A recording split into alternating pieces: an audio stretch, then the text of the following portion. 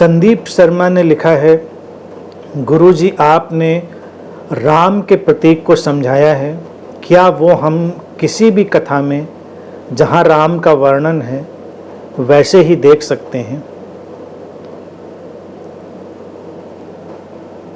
देखिए, राम का अंतर जगत का जो प्रतीक मैंने कहा था उसको तो वैसे देखा ही जा सकता है।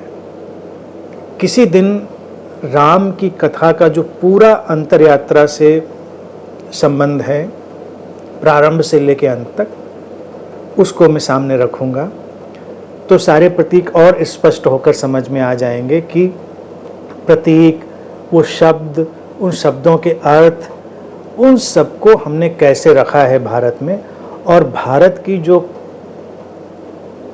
कहने की शैली है कथाओं की, उसके चमत्कार को भी हम देख पाएंगे कि एक शब्द में हम कितने अर्थ पिरो देते हैं, एक कथा में हम कितनी परतें बना देते हैं, हम कैसे व्यक्ति की अंतर यात्रा को आगे बढ़ाने का सारा आयोजन कर देते हैं। भारत देखिए ना, एक बहुत गहरा आध्यात्मिक देश रहा है।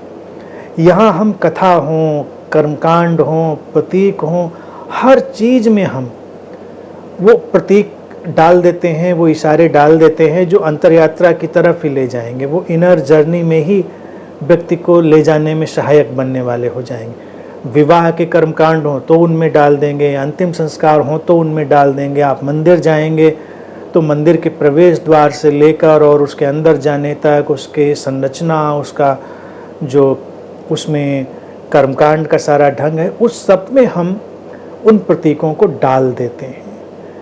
राम की कथा में भी हमने इस प्रतीक को डाला है, और जब उसका पूरे विस्तार से हम सामने रखेंगे तो आपको भी बड़ा रोचक लगेगा कि कैसे इस सारी कथा को हम वैसे जोड़कर सामने देख सकते हैं। तो ये बिल्कुल संभव है।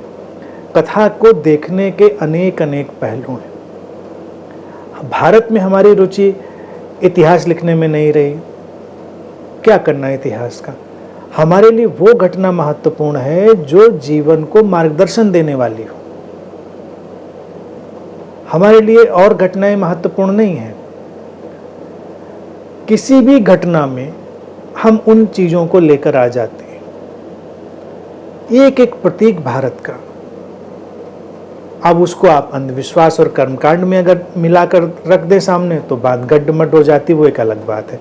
फिर ये बात भी ध्यान रखनी चाहिए, हर प्रतीक ही बिल्कुल शुद्ध होगा ये जरूरी नहीं।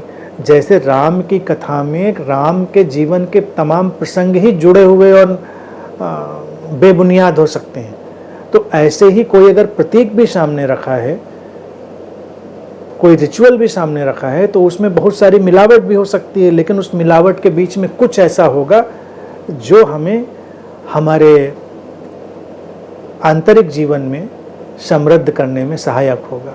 तो उसको उस तरह से देखा जा सकना पूरी तरह संभव है।